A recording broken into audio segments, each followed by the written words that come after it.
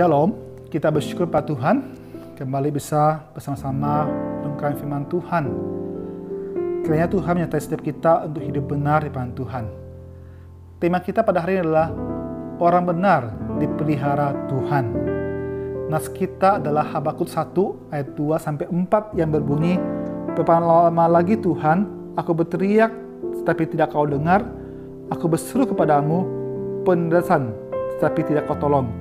Mengapa engkau memperlihatkan kepadaku kejahatan sehingga aku memandang kelaliman? Ya, aniaya dan kekerasan ada di depan mataku. Perbantahan dan pertikaian terjadi. Itulah sebabnya hukum kehilangan kekuatannya dan tidak pernah muncul keadilan. Sebab orang fasik mengepung orang benar. Itulah sebabnya keadilan muncul terbalik." Saudara sekalian, pernah Anda mengalami kondisi di mana Anda merasa di mana-mana terjadi ketidakadilan? Itulah yang dialami oleh Nabi Habakuk.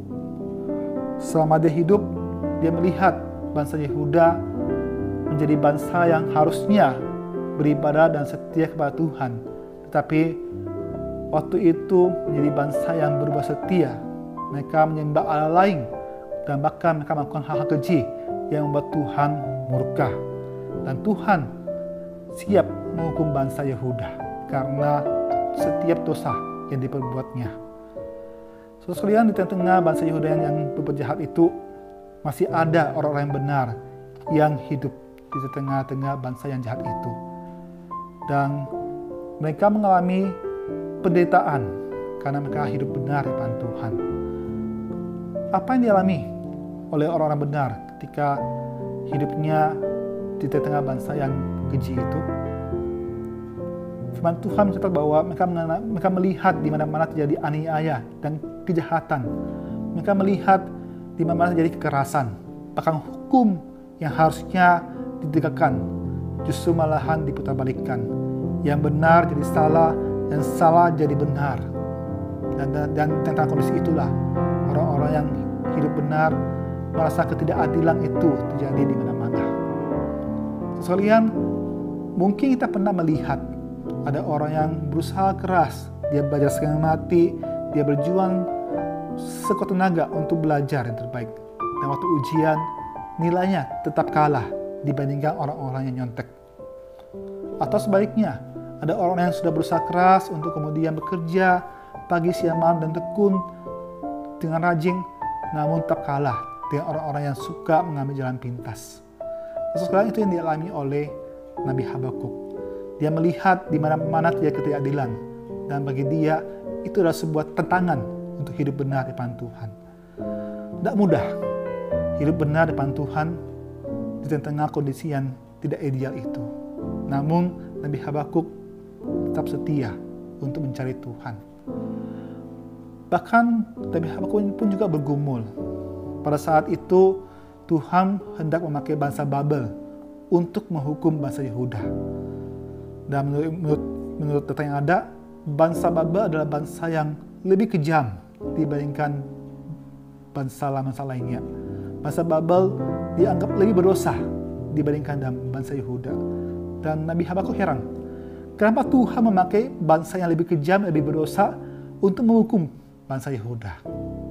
Saudara, di tengah ketidakadilan terjadi dan di tengah hukuman itu, Nabi Habakuk kemudian bergumul dan menemukan satu kebenaran yang pasti, yaitu bahwa Tuhan adalah Tuhan yang berdaulat.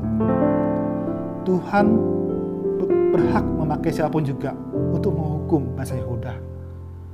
Tuhan berhak memakai siapapun, apapun, untuk maksud dan tujuannya terlaksana.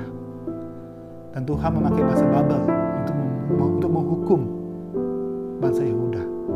Dan yang pasti adalah Tuhan menjamin kepada Nabi Habakuk bahwa bangsa Babel pun juga akan dihukum Tuhan, karena bangsa ini adalah bangsa yang juga berdosa.